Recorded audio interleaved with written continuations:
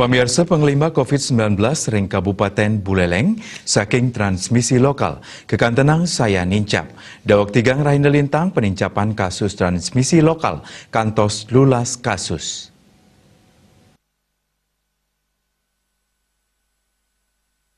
Anutin laporan tim medis gugus tugas COVID-19 Buleleng, dawag tigang raina nilintang kepanggih telulas kasus transmisi lokal. Sapian pasien puniki akean rauh saking kecamatan Buleleng. Ring tanggal 4 Agustus wenten petang kasus baru sane mawawah.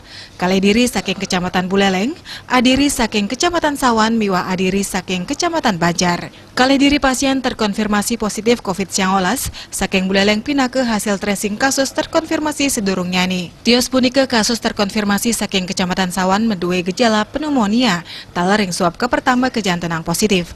Pasien saking Kecamatan Banjar keisolasi dawak tanggal 3 Agustus antuk gejala demam.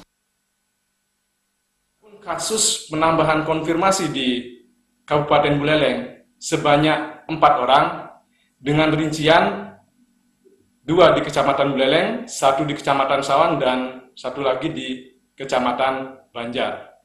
Kecamatan Buleleng diisolasi sejak 3 Agustus tahun 2020 dengan gejala pneumonia dengan swab 1 kali positif.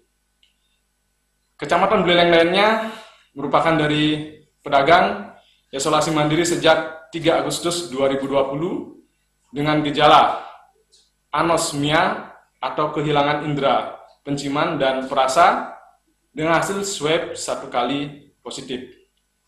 Dan yang keempat dari Kecamatan Banjar dengan isolasi mandiri juga sejak 3 Agustus tahun 2020 dengan gejala demam dan gagal ginjal. Ring kewentenan adiri pasien sembuh miwah petang diri pasien terkonfirmasi positif COVID-19.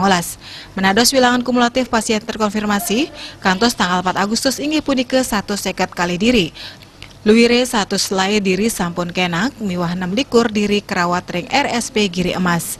Komang Yuda, Bali TV.